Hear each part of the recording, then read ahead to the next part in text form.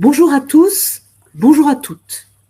Je suis ravie de vous accueillir pour ce webinaire où je vais partager avec vous les principales conclusions de l'enquête que nous avons conduite chez Segos autour de la diversité et de l'inclusion dans les organisations.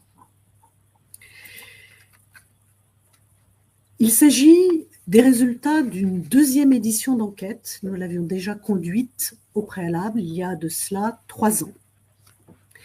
Donc, nous allons partir pour un voyage de 45 minutes et nous nous garderons à peu près 15 minutes à l'issue de cette présentation pour échanger ensemble, pour avoir un partage de vos bonnes pratiques, des remarques que vous pouvez avoir envie de faire, et puis aussi pour que vous nous donniez aussi quelques remarques sur ce qui vous étonne, ce qui vous interpelle ou ce qui vous a particulièrement frappé.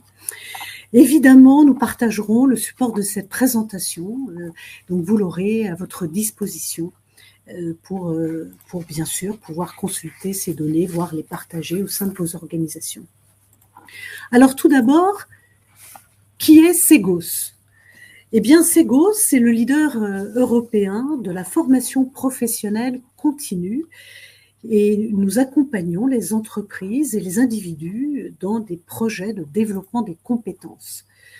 Nous avons 3 activités principales, une activité sur mesure, une activité intra-entreprise et une activité inter-entreprise.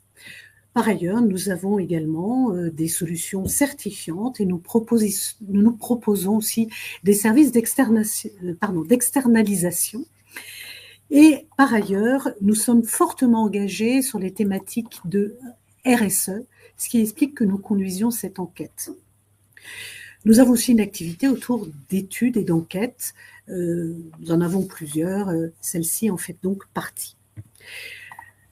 Je suis pour ma part Isabelle Drouet de la Thibauderie et j'ai la responsabilité de l'offre et de l'expertise sur les thématiques de ressources humaines. Donc ça intègre non seulement les sujets de gouvernance ressources humaines, la qualité de vie au travail et bien évidemment les sujets de diversité et d'inclusion. Alors, s'agissant de cette enquête, comme je vous le disais, il s'agit d'une deuxième enquête, la première ayant été conduite en 2022, qui a été conduite entre le mois d'avril et mai 2025 en ligne auprès de 10 pays d'Europe, d'Asie et d'Amérique latine. 438 directeurs des ressources humaines et responsables ressources humaines ont été interrogés et plus de 5500 salariés dans des entreprises du secteur privé ou d'organisations du secteur public comportant plus de 50 salariés. Alors, ce que je vais vous présenter, ce sont les résultats principalement France, avec une comparaison et vous pourrez voir des variations par rapport aux résultats de 2022. Et par ailleurs, nous nous référons également aux résultats agrégés des 10 pays dont nous avons parlé sur l'Europe, l'Asie et l'Amérique latine. En matière de, de thématiques que nous allons évoquer, nous commencerons par un panorama des discriminations, puis nous évoquerons les nouvelles orientations des politiques RH. Enfin, nous parlerons de la diversité dans le quotidien des organisations, comment ces politiques s'incarnent et se vivent dans les organisations. Et nous conclurons par le rôle des managers en tant qu'alliés de l'inclusion. Alors, commençons par finalement ce panorama des discriminations. Examinons également comment ce phénomène a évolué depuis 2022. Alors, lorsque nous interrogeons les salariés sur leur vécu en tant que témoins des discriminations dans le monde professionnel, eh bien, ce qui frappe d'abord, c'est l'ampleur finalement du phénomène, puisque c'est 85% des salariés français qui disent avoir été témoins au cours de leur carrière professionnelle d'au moins une discrimination. Et parmi ces discriminations, les plus citées sont tout d'abord l'apparence physique, hein, pour 77% des Français, des salariés interrogés, puis c'est l'âge, ensuite c'est le niveau scolaire, le statut socio-économique, et enfin les opinions politiques et le fait d'être au chômage. Donc vous voyez, c'est intéressant. C'est l'ampleur et également le caractère véritablement diffus des sujets sur lesquels on discrimine. Avant d'aller plus loin, ce que je veux vous dire, c'est qu'est-ce qu'on met derrière l'apparence physique? L'apparence physique, c'est un concept assez large. Et en fait, derrière l'apparence physique, il faut entendre tout ce qui a trait à la corpulence, la taille, la couleur de la peau, l'habillement, les bijoux, les tatouages, les piercings. En fait, ce sont des critères de beauté qui peuvent être totalement subjectifs. Notons que l'apparence physique est un paramètre en hausse de plus de 36 points par rapport à 2022. Donc, il est assez écrasant par rapport aux autres. Sur l'âge, il y a une croissance de 10 points. Sur les opinions politiques, une croissance de 9 points, tout comme pour l'identité de genre. Et enfin, sur le lieu de naissance, c'est 7 points de croissance par rapport à ce qui se pratiquait en 2022. Donc, on peut dire que toutes les formes de discrimination sont observées et également, on note quand même que ça peut signifier soit une aggravation dans le monde des organisations, ou encore que les personnes sont plus éveillées et moins tolérantes à tout ce qui peut avoir trait à une forme de discrimination. Notez que le racisme intervient en 4e position. C'est intéressant, c'est un marqueur stable par rapport à 2022, mais par contre, ce qui est à noter, c'est que tous les marqueurs qu'on pourrait considérer comme périphériques, le fait d'être au chômage, le lieu de résidence, le patronyme, sont eux des marqueurs bien présents et en croissance. Alors, lorsque l'on passe, je dirais, à l'expérience des salariés et qu'on leur demande si eux-mêmes ont été victimes de discrimination, eh bien, ce sont près de 6 salariés sur 10 qui nous disent avoir été victimes au moins une fois au cours de leur carrière professionnelle de discrimination. Parmi ces discriminations, ils citent avant tout l'apparence physique, pour 25% d'entre eux, puis l'âge, 20% d'entre eux, et puis ensuite le racisme, pour 18% d'entre eux, et enfin, c'est l'état de santé, la longue maladie, pour 15% d'entre eux. Notons encore une fois que les marqueurs périphériques, comme le niveau scolaire, le statut socio-économique, le fait d'être au chômage, apparaissent aussi assez rapidement, et le sexe également, pour 14% d'entre eux. En bas des discriminations observées, on peut noter, et vécues surtout, on peut noter l'identité de genre, l'orientation sexuelle, le handicap, qui ressortent en bas. Et tout en bas, c'est l'identité de genre pour 5%. Ce qui est intéressant également, c'est qu'on a 42% des salariés français qui nous disent n'avoir été victimes d'aucune discrimination. Donc vous voyez, il y a une certaine forme de clivage. Lorsque on se penche sur la perception des DRH, et là ce qui est intéressant, c'est qu'eux reconnaissent quasiment à l'unanimité l'existence d'au moins une forme de discrimination dans le monde professionnel.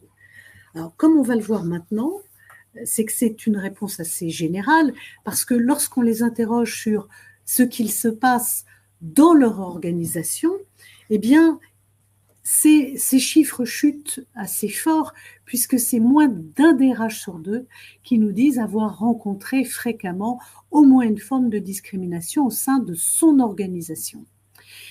Parmi lesquels, comme vous pouvez le constater, l'état de santé est en première position pour 24% des DRH, puis c'est l'âge et également les activités syndicales et le niveau scolaire, le statut socio-économique qui ressortent très fort.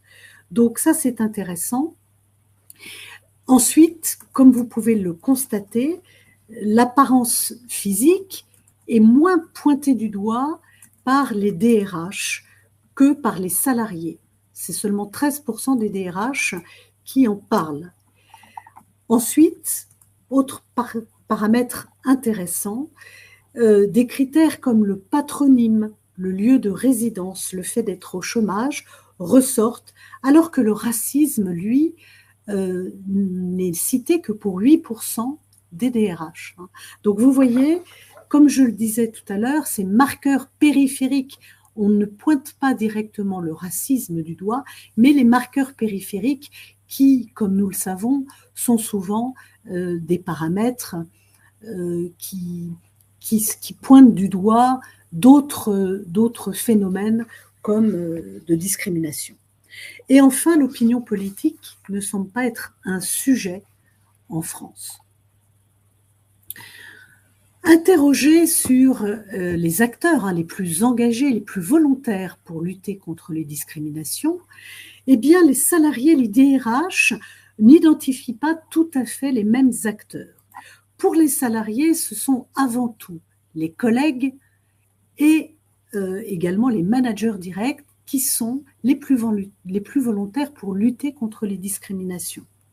Pour les DRH, ce sont avant tout eux-mêmes, ce qui est amusant, et ça ressort très fort, 40%, donc c'est très très fort, et toute la ligne managériale, que ce soit les membres du comité de direction pour 30%, les N+2, les N+3 pour 31%, et notons également que les partenaires sociaux, spécificité française, ressortent fort pour les DRH, 24%, et ils sont également identifiés par les salariés français. Point intéressant, c'est que pour les salariés français, les membres de la fonction RH et les membres du comité de direction sont identifiés comme moins engagés qu'en 2022. Ces paramètres-là sont à la baisse. Autre phénomène intéressant, pour un quart des salariés, aucun des différents acteurs cités ne sont volontaires pour lutter contre les discriminations. Alors, on a cherché à comprendre à quelles étapes finalement ces discriminations s'opèrent dans les organisations. Alors, ce qui ressort, c'est que pour les salariés, c'est avant tout lors de l'intégration dans l'équipe de travail, donc dans le quotidien de leur vécu, pour 23% d'entre eux. Pour les DRH, c'est avant tout lors des grands processus liés à la fonction, comme le recrutement, pour 37% d'entre eux, comme la promotion et l'accès à des postes de management pour 24% d'entre eux, tout comme pour l'intégration aussi dans l'équipe de travail. Donc c'est intéressant, ça n'est pas tout à fait les mêmes priorités. Et puis c'est au moment des augmentations de salaire pour 19% d'entre eux. C'est amusant parce que les DRH sont plus sévères pour évaluer ces discriminations, alors même que les salariés, eux, notent une amélioration puisque ces paramètres-là sont à la baisse depuis 2022 sur le recrutement, la promotion, les augmentations de salaire, etc. Et ça, je pense que c'est un signe d'efficacité observé, lié notamment à tout ce qui a été mis en place, poussé par le législateur, l'index égalité femmes-hommes, la formation obligatoire à la non-discrimination en recrutement, bientôt, nous l'espérons, la mise en application aussi de la loi européenne sur la transparence des rémunérations. Donc voilà, ça c'est aussi tout à fait intéressant. Alors, qu'est-ce qui dégrade le climat social et l'ambiance de travail dans les organisations françaises? Eh bien, je pense que salariés comme DRH s'accordent à dire que clairement, la discrimination, c'est un poison pour l'ambiance de travail et le climat social. Par contre, salariés et DRH n'accordent pas le même poids aux discriminations qui détériorent et qui impactent le climat social. Pour les salariés, c'est avant tout l'importance accordée au physique, et ils sont 33% à le citer. Puis, c'est les réflexions à caractère sexiste, preuve que on est toujours sur un débat lié, je dirais, au comportement et aux agissements sexistes en France. Ensuite, ce sont les remarques liées à l'âge, et c'est cité par 29% des salariés. Ensuite, sans surprise, les réflexions à caractère raciste, les allusions sexuelles, les convictions politiques et syndicales marquées. Pour les DRH, ce sont avant tout les réflexions à caractère sexiste, pour 48%, un signe qu'il faut continuer les actions dans ce sens. Et puis, ce sont les réflexions à caractère raciste, pour 44%, et les convictions politiques et syndicales très marquées, pour 45%. Donc, vous voyez, ça montre bien que nommer des référents harcèlement sexuel et agissement sexiste, c'est quelque chose de clé dans les organisations. Notons que pour les salariés, le sexisme victime, dont ils avaient été victimes, ressortait à 15%, et il apparaît beaucoup plus fort en termes de puissance d'impact au sein du climat social. Voilà ce que l'on peut dire déjà comme un premier état des lieux, un panorama finalement des discriminations en France. Voilà le paysage qui ressort. Donc quand même, une aggravation quand même des discriminations et du panorama, et des discriminations qui peuvent, prendre de nombreuses formes. Examinons maintenant les politiques et les engagements qui ont été pris par les différentes organisations, par vos différentes organisations. Lorsqu'on évoque les concepts de diversité et d'inclusion, eh bien, on peut dire que pour les salariés, ce sont deux notions désormais bien ancrées et connues de tous. Comme vous pouvez le voir, 90% des salariés connaissent la notion de diversité, 86% des salariés connaissent la notion d'inclusion. Et ce sont plus des trois quarts des DRH qui pensent que déployer des politiques de diversité et d'inclusion au sein des organisations, c'est quelque chose de positif, voire de tout à fait positif. Ça a un impact positif. Donc vous voyez, c'est plutôt bien accueilli, bien reçu dans les organisations et dans les entreprises. Au-delà des concepts, les DRH ont bien intégré les avantages que comporte une politique diversité et inclusion. Et notamment, parmi ces avantages, les DRH français citent en premier lieu le fait d'avoir des équipes diversifiées et créatives. En deuxième lieu, le fait de renforcer la cohésion des équipes autour de valeurs partagées. Et à pied d'égalité, elle cite le renfort de l'engagement social, sociétal de l'organisation et le fait d'être plus compétitif sur le marché. Donc vous voyez, les organisations ont bien identifié tous les bénéfices que comporte le fait de déployer des politiques diversité et inclusion.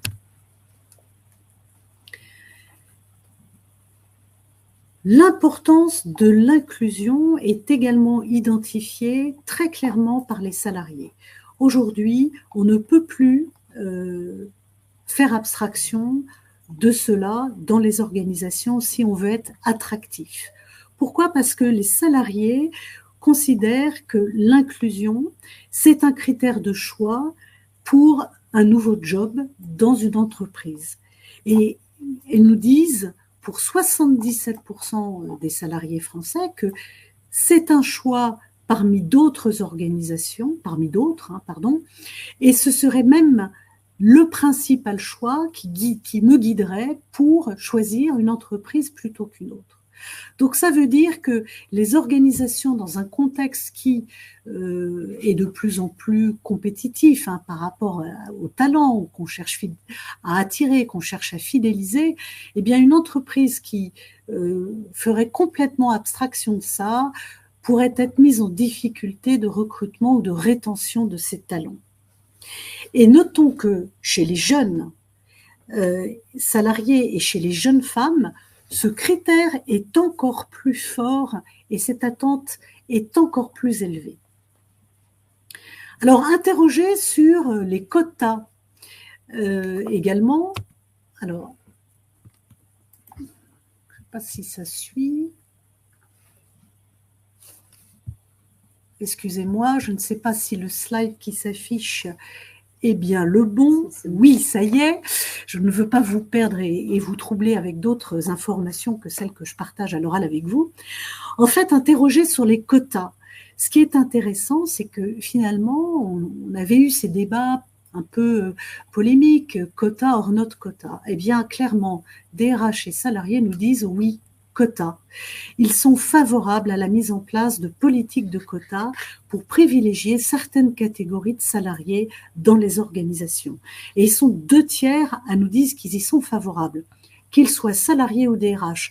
Et en plus, c'est une information, ce sont des données en croissance par rapport à 2022. Donc l'opinion a bougé et est de plus en plus favorable par rapport à ce phénomène de mettre en place des quotas.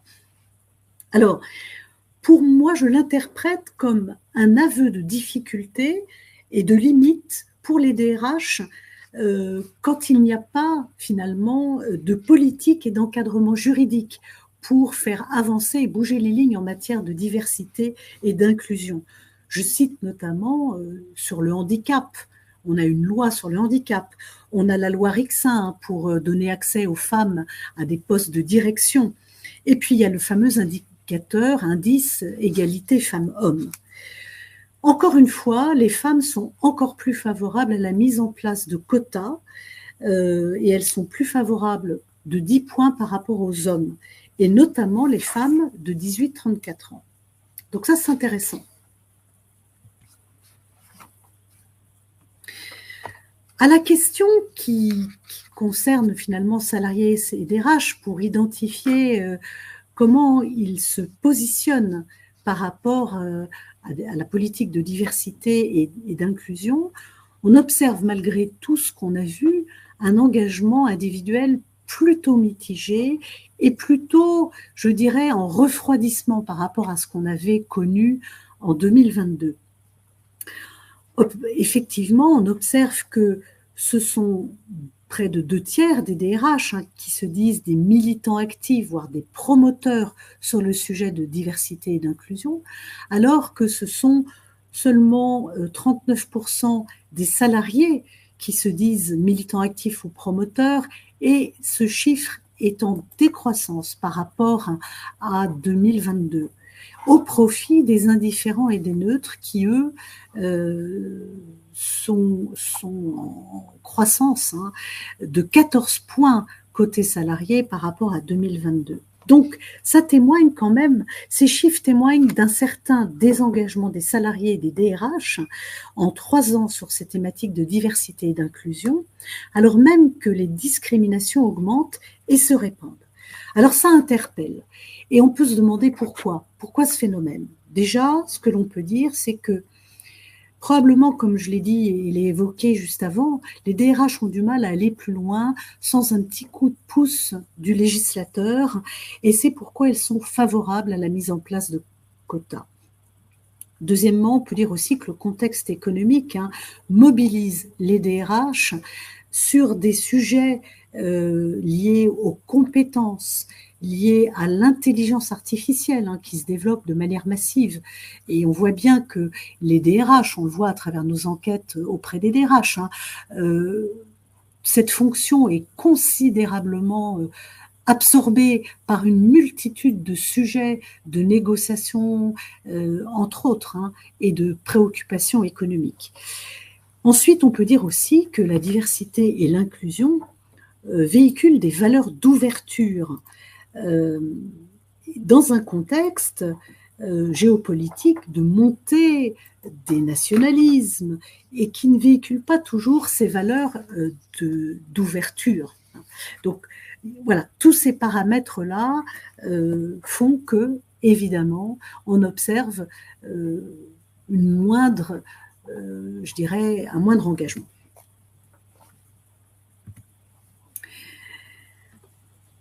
Alors, on avait posé cette question au mois de mars, cette question qui nous semblait particulièrement intéressante, je vous rappelle, qui était de savoir si les récentes décisions politiques conduisaient les organisations à revoir ou à freiner leurs initiatives en matière de diversité et d'inclusion.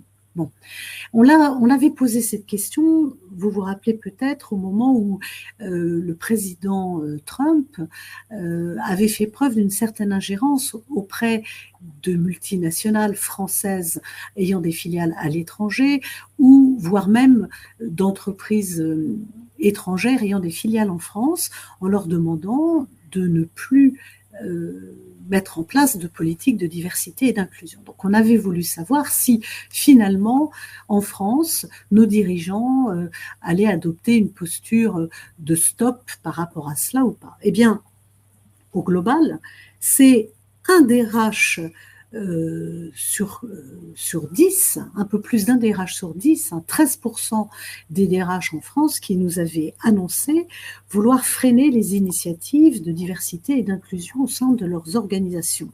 Donc c'était quand même très faible.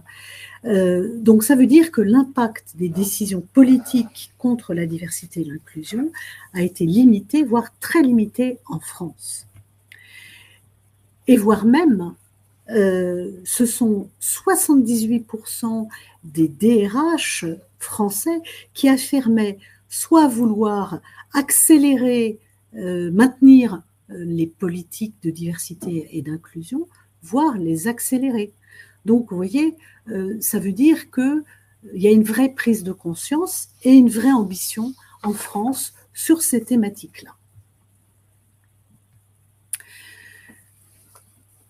Alors, comment fait-on concrètement dans les organisations pour donner un coup d'accélérateur aux politiques de diversité et d'inclusion? Et quelles actions ont été mises en place par toutes vos organisations, finalement? Eh bien, d'abord, ce sont des actions de communication multicanale qui ont été mises en place, d'information, de sensibilisation. Et ça ressort quand même assez fort du point de vue salarié comme du point de vue des RH. Deuxième chose importante, c'est l'exemplarité des dirigeants pour incarner ces valeurs et pour porter ces valeurs. Ensuite, c'est l'intégration dans le parcours d'intégration des nouveaux arrivants, dès le démarrage. On n'en parle pas, mais c'est aussi le recrutement de gens, de personnes qui portent ces valeurs, bien évidemment, dans certaines organisations.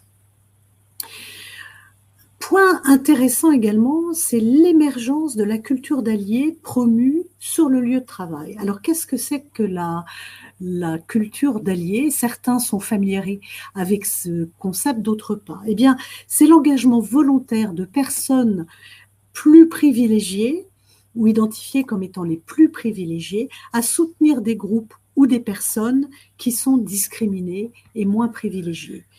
C'est un concept qui nous vient de Pourmina Luthra, qui a écrit un livre qui s'appelle The Art of Active Allyship. Et ça, c'est quelque chose que nous, Cegos, nous développons au sein des organisations, de grandes organisations, pour accompagner, pour sensibiliser et nous le faisons plutôt en intra. Ensuite, vous voyez que la signature de chartes d'engagement auprès d'associations sont quand même assez fortement cités par 41% des salariés, c'est en croissance, et par 47% des DRH. Donc c'est quand même très important.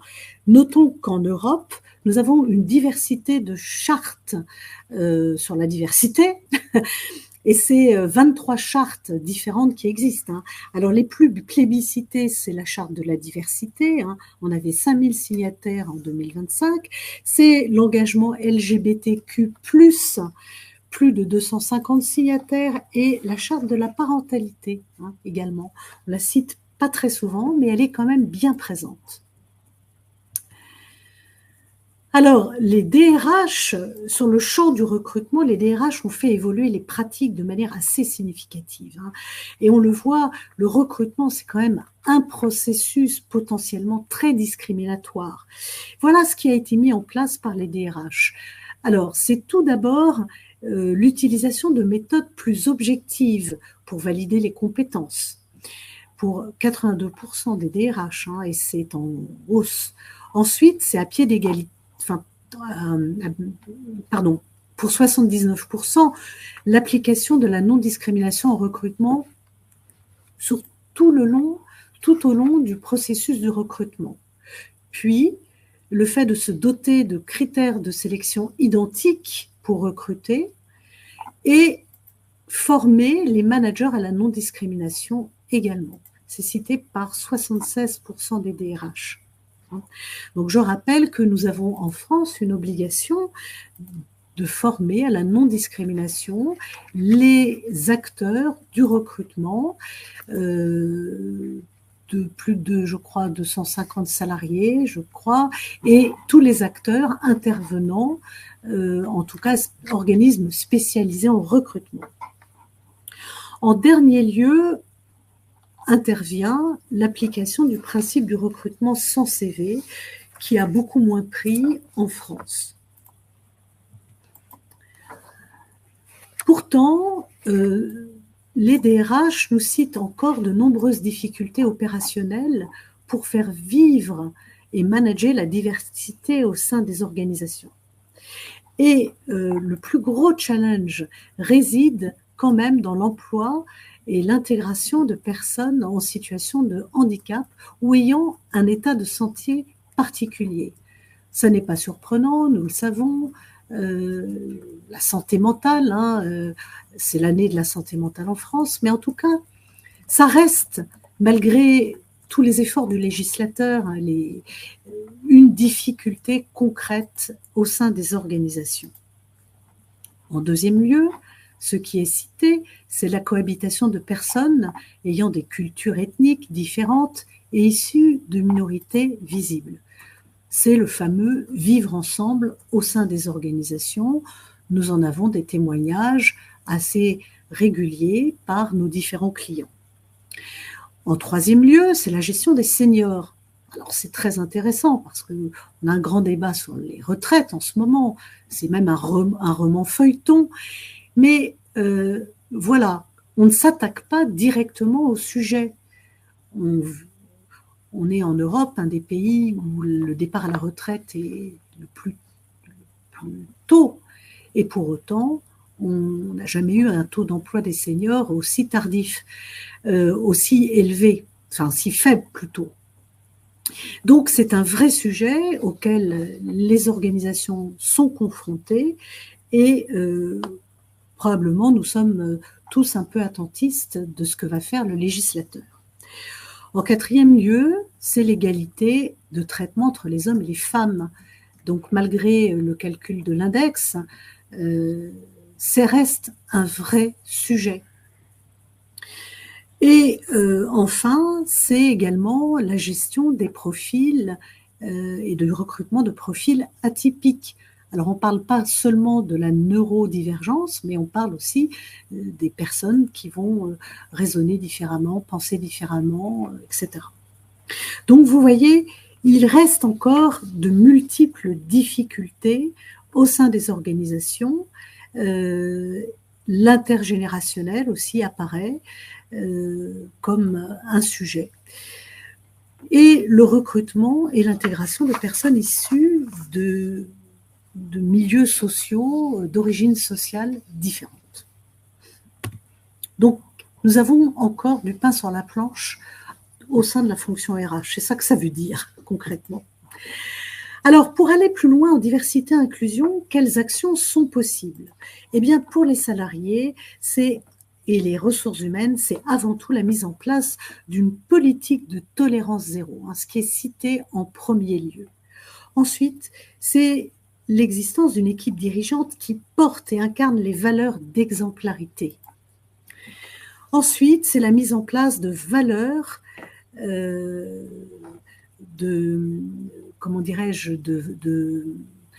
d'une culture commune autour de valeurs d'inclusion, et la mise en place d'enquêtes de qualité de vie au travail, même si on voit que sur ces sujets-là, les salariés sont moins appétents qu'en 2022. Probablement parce que cela témoigne d'une lassitude des salariés sur, je dirais, le fait d'évaluer. Les salariés veulent des faits, des actions, des actes et des résultats concrets, pas des mesures. Nous abordons la dernière thématique de cette enquête, autour de comment faire finalement des managers, des acteurs clés d'un management plus inclusif.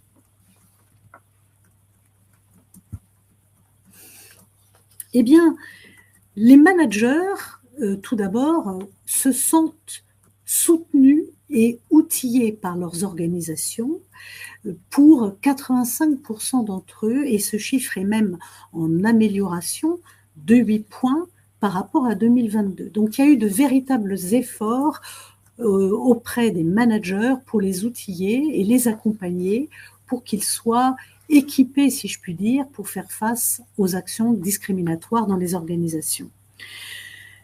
Donc ça a été perçu très concrètement, même si on peut s'interroger quant à l'efficacité de ces dispositifs, surtout quand on voit l'augmentation des discriminations en France.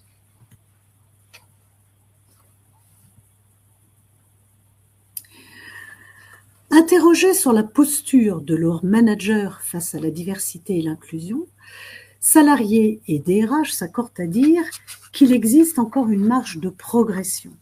Selon les DRH, un manager sur 2 agit comme un allié solide quand il est confronté à des problématiques d'inclusion ou de discrimination. Pour les salariés, c'est seulement 34% de leurs managers qui agissent comme des alliés solides. Pourtant, selon les salariés, c'est un tiers de leur management qui semble être conscient de l'impact de ces diverses problématiques. Donc ça veut dire quand même que l'enjeu là, c'est de mettre en mouvement les managers pour qu'ils agissent. Et on le sait, l'inclusion, c'est un sujet qui nécessite un engagement personnel fort et d'être aligné en termes de valeurs. Ce sont des sujets très personnels et accessoirement, et je dirais même fortement, être conscient de ces biais cognitifs pour pouvoir agir. Car on est bien d'accord que les biais cognitifs, c'est ce qui fait finalement le socle des discriminations. Interrogés sur les modalités de résolution des conflits, eh bien, les salariés nous disent qu'en premier lieu, ce sont les RH vers qui ils se tournent pour résoudre les conflits, pour 60% d'entre eux. Puis ce sont les managers, pour 40% d'entre eux. Et fait intéressant, en France, la résolution par un médiateur interne est très faible. Ce sont seulement 16% des salariés qui nous citent les médiateurs. Faible culture donc de médiation en France. C'est assez logique, car la discrimination, comme on le sait, est sanctionnable au civil et comme au pénal. Et les DRH ont une obligation de protection des salariés. Je pense notamment en matière de risques psychosociaux auxquels inéluctablement des discriminations non traitées conduisent. Rappelons que les biais cognitifs sont à l'origine des discriminations. Les biais cognitifs font le lit des discriminations. Et ce sont 50% des managers qui sont formés en France au biais de perception, au biais cognitif. Alors, on peut voir le verre à moitié plein comme le verre à moitié vide. Ça reste un salarié sur deux, c'est pas mal, mais on a quand même une marge de progression.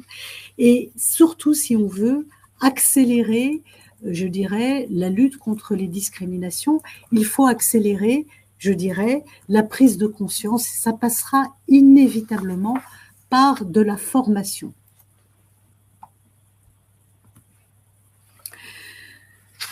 S'agissant des compétences à développer pour être un manager plus inclusif, salariés comme DRH nous citent avant tout l'écoute.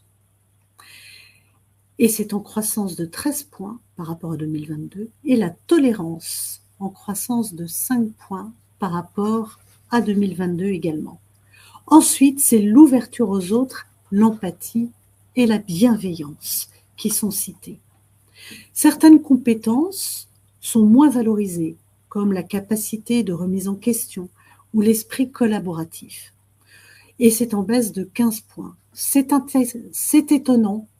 Ça m'étonne d'ailleurs. Et alors, ce qui m'a le plus interpellée, je ne sais pas ce que vous en pensez, ça m'intéresserait d'avoir votre réaction dans le fil de chat, c'est le courage.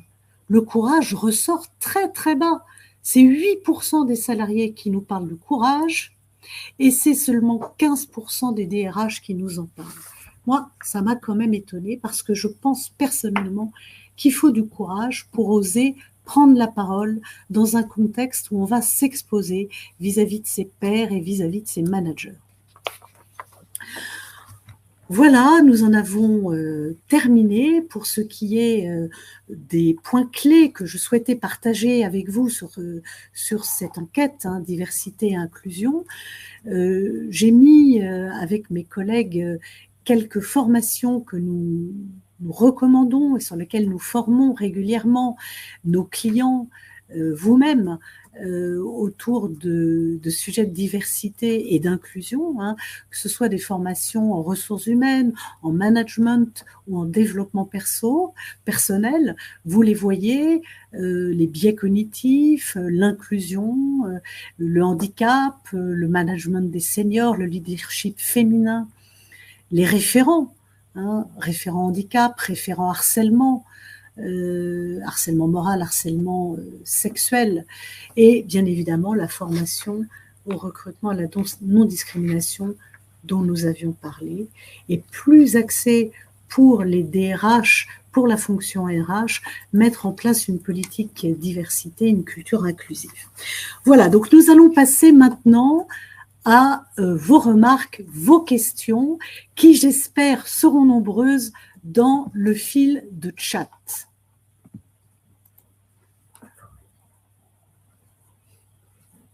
Alors,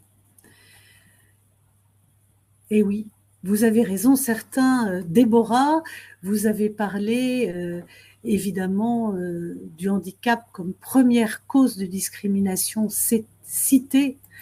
Et oui, c'est vrai, c'est une cause de discrimination.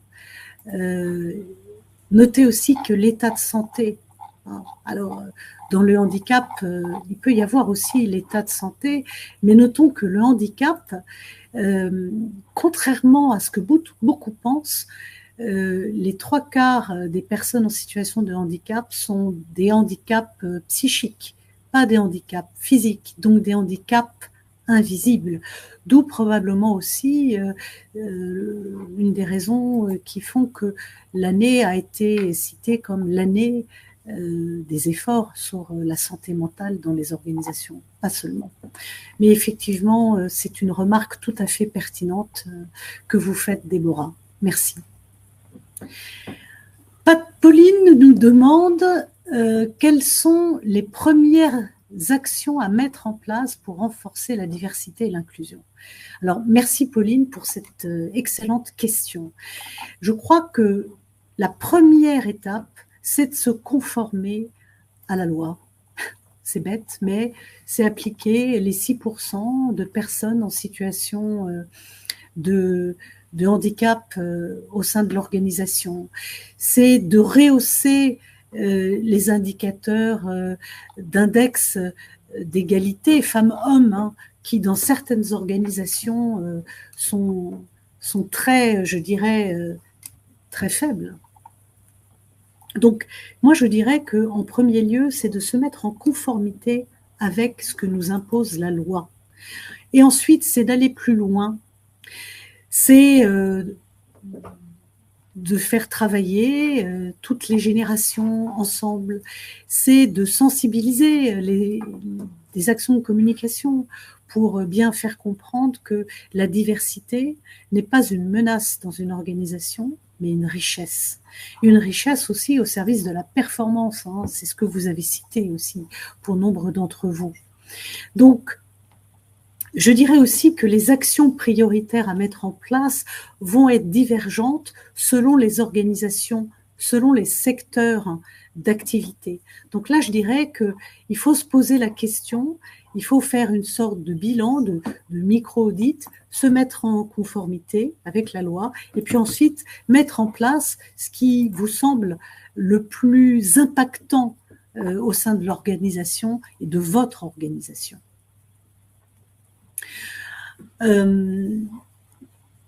Qu'est-ce qui nous est dit également? Comment aider nos collègues à mieux repérer et désamorcer leurs biais? Ah, excellente question. Alors, ce que j'ai essayé de dire, c'est difficile d'identifier ces biais. Pourquoi? Parce que nous avons tous des biais cognitifs. Et les biais cognitifs nous servent à traiter vite une masse d'informations. C'est un mécanisme du cerveau qui simplifie finalement l'analyse, le traitement pour aller vite à une solution. Donc là, je dirais que, et là je prêche pas pour la paroisse de Ségos, hein, vous comprenez bien, mais la première chose, c'est de prendre conscience de ces biais. Alors, quand on est à la fonction ressources humaines, on est un peu plus au parfum que les autres fonctions. Pourquoi? Parce qu'en recrutement, on sait on peut être victime de ces biais. Donc, je dirais qu'il faut être formé à repérer, à identifier ces biais, c'est bien, parce qu'une fois qu'on les a identifiés, on en est conscient et on sait ce qui se joue. Et on sait que finalement, à un moment, je vais avoir une attitude ou une sorte de sensation qui me fait dire que l'autre est différent. Ça me dérange, ça me picote parce qu'il est différent de moi, il ne me ressemble pas. J'en suis consciente et donc je suis vigilant. Donc ça passe par de la formation, de la sensibilisation.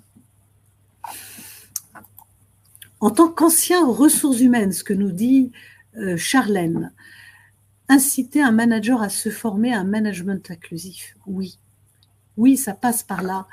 Je pense que en 10 ans de temps, on est passé, on a complètement fait évoluer les styles de management. Il y a 20 ans, 30 ans, moi, quand j'ai commencé ma carrière, eh bien, il y avait un certain nombre de pratiques qui étaient identifiées, connues, reconnues, évoquées, mais pas traitées, curieusement. Aujourd'hui, ce qu'il faut savoir, c'est que depuis 10 ans, on est sensible à cela, et les jeunes générations, et là, on a tendance à critiquer les jeunes générations, mais là, je dis qu'ils ont un rôle clé là-dedans. Ils n'ont plus de tolérance par rapport à ça. Ils ont grandi avec une tolérance zéro par rapport à ça, là où les générations plus anciennes, parfois, ont été plus résignées. Et je pense que ça, c'est quelque chose d'extrêmement précieux dans les organisations. Donc, je pense que, pour répondre à votre question de manière concrète, Charlène, il ne faut pas cibler un manager en particulier, il faut déployer pour qu'il y ait un langage commun, une sensibilisation commune qui crée finalement des pratiques communes au sein d'une organisation. D'autres questions, d'autres remarques? N'hésitez pas à partager des bonnes pratiques que vous avez mises en place dans vos organisations. Ça, c'est précieux. Et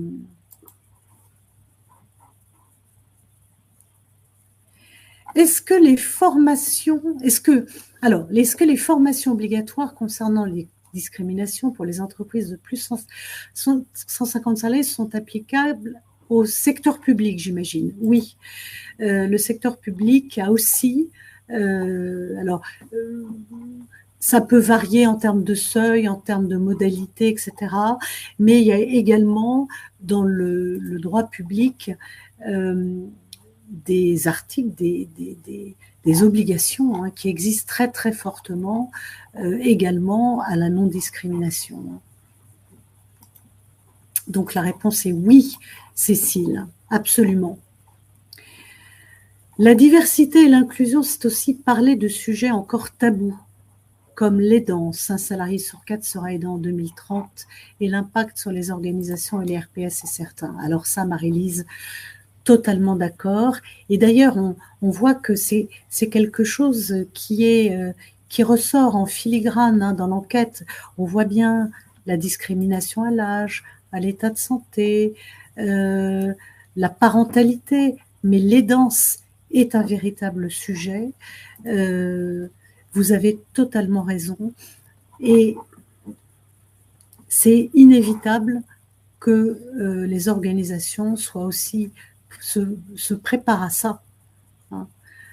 Ça pourra pas être porté, ça pourrait être porté par les individus, et les individus sont des salariés, souvent qui doivent porter des parents, de la famille, etc.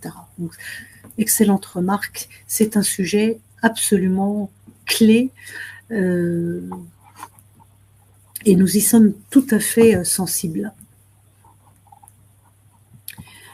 Quelles sont les conditions d'une politique RH vraiment inclusive? Bien moi je dirais que avant tout, au-delà de l'obligation légale, comme je l'ai évoqué, c'est porté par la volonté d'un président, d'un dirigeant, d'une équipe dirigeante et d'une DRH. Moi, je pense que les personnes donnent une impulsion, RSE ou pas, dans une organisation. Et là, je dirais qu'on l'a vu, les valeurs portées au plus haut par les dirigeants sont incontournables. On n'est pas dans le marketing social, on est dans la vérité incarnée, dans les valeurs incarnées. Johan nous dit que sur le recrutement, nous avons évoqué des critères et méthodes objectifs. Avez-vous des exemples précis mais en pratique? Absolument. Vous avez les micro-assessment centers au recrutement qui permettent d'observer les comportements objectifs des personnes. Certaines organisations vont avoir des sessions de recrutement collectives et ne mettent plus nécessairement des critères liés au diplôme ou aux années d'expérience, mais jugent sur pièce en micro-assessment. Ça, c'est une pratique que certaines organisations mettent en place. Ensuite, il y a des grilles d'évaluation sur des compétences identiques pour un poste et qui s'appliquera avec des questions totalement identiques qui seront posées à tous les candidats qui seront passés en revue au cours de l'entretien. Donc, il y a plusieurs pratiques. Il y a eu le recrutement sans CV aussi, qui s'est pratiqué. Voilà, donc il y a beaucoup de choses qui se mettent en place. Ça dépend des organisations. On sait que parfois, les collaborateurs ont du mal à se confier au RH et aux managers. Donc, on a créé un réseau de collaborateurs qui met en place des actions sur la diversité et l'inclusion. Ça, c'est super ce que vous avez mis en place, Nathalie.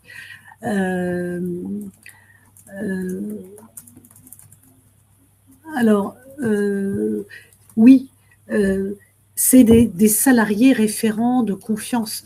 Ça, c'est bien parce que souvent, on n'ose pas dire les choses. On n'ose pas prendre la parole. C'est pour ça que je disais que le courage, c'est clé. C'est s'exposer que de dire que un tel est victime de discrimination. Hein. Je rappelle que les discriminations, ça peut commencer par des micro-agressions et c'est extrêmement sournois. Ça peut être l'humour, on entraîne les collègues à se moquer d'un autre collègue. Ça commence par là, puis progressivement, ça monte en puissance. Donc je trouve que c'est très intéressant ce que vous avez mis en place, vraiment. Alors, gommer les accents. Gommer les accents, une chose est sûre, c'est que par contre, les imitations d'accents sont à éviter. Que vous ayez un petit accent chantant, c'est charmant. Pourquoi le gommer? Ça fait part de votre identité et c'est bien que vous affirmiez tel que vous êtes. Là où c'est plus gênant, c'est quand d'autres rient de votre accent en l'imitant. C'est quelque chose qui ne place plus vraiment dans les organisations. Alors ensuite, Maïva nous demande, on sait que parfois les collaborateurs ont du mal à se confier au RH et au manager, donc à créer un réseau. Alors ça, j'ai déjà répondu, je crois, excusez-moi. Oui, j'ai répondu à cette question. C'est Charlène qui nous dit, pour former un management à l'inclusion, il faut avoir l'aval de la direction générale. Comment faire quand il n'y a pas de volonté? Alors, une bonne pratique, c'est d'évoquer que si vous avez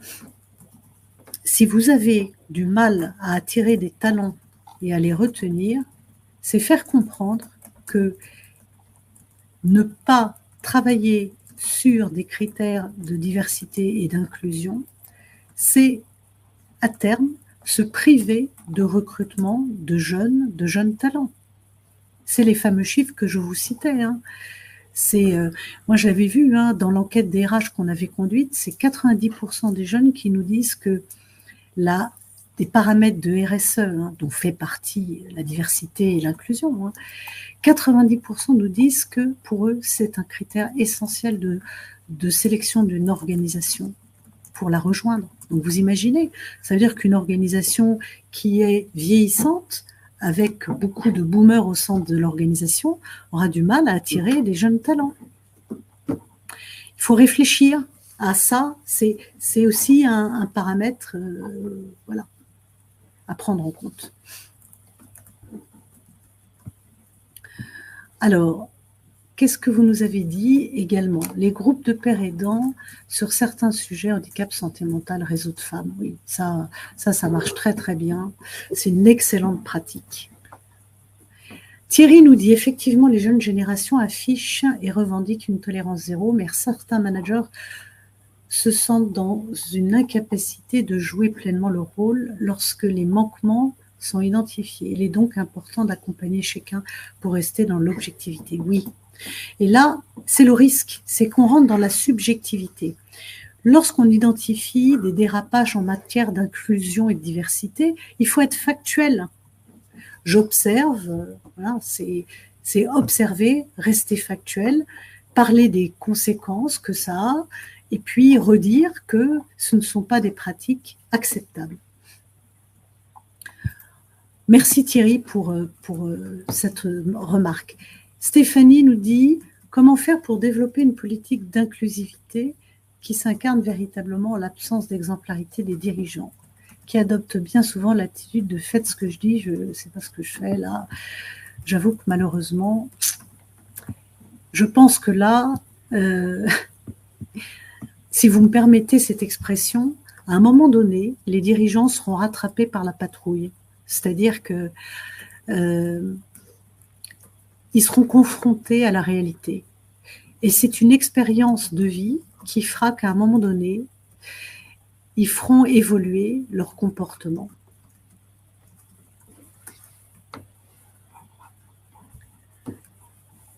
Alors, où en sommes-nous? Des questions. Comment faire pour développer... Ah oui, alors ça on a évoqué. Nous travaillons sur la favorisation de la diversité et cela a révélé que les biais étaient encore très présents malgré une sensibilisation, une formation de collaborateurs, des managers. Ça bloque encore beaucoup. Lors de recrutement au niveau managérial, la performance immédiate prend parfois le dessus et c'est bien dommage, oui. C'est vrai. Vous savez, les biais, c'est culturel, hein, c'est ancré, c'est profond, ça remonte à notre éducation, à notre environnement. C'est difficile. Donc, se débarrasser de ces biais, c'est difficile. Par contre, être conscient de ces biais, c'est important. Et c'est là que, vous voyez, une approche non culpabilisante, hein, parce que ça aussi, il faut faire attention. Certains ont été éduqués dans un environnement, ont eu accès à certaines choses auxquelles d'autres n'ont pas eu accès. Mais il faut être juste conscient de ça. Et je pense qu'il y a aussi un paramètre important, c'est la prise de conscience objective et finalement la bienveillance. Et se dire que le talent, la compétence, elle est protéiforme. Et c'est ça qui compte après tout. Voilà, je pense que notre webinaire va toucher à sa fin. Je sais que je vous remercie infiniment de vous être montré disponible aussi nombreux aujourd'hui pour partager cette enquête et les résultats de cette enquête. Je vous invite vraiment à aller voir les résultats, à les partager. Chez Segos, nous sommes particulièrement engagés à conduire une multiplicité d'enquêtes sur des thématiques très variées, dont la qualité de vie au travail. N'hésitez pas à aller sur notre site pour prendre connaissance de nos différentes enquêtes. Et si besoin, bien évidemment, nous sommes bien sûr là, nous sommes des équipes extrêmement professionnelles pour vous accompagner dans vos enjeux business différents. Je vous souhaite une excellente journée et merci encore pour toutes ces questions, ces partages très riches et à très bientôt, je l'espère. Au revoir.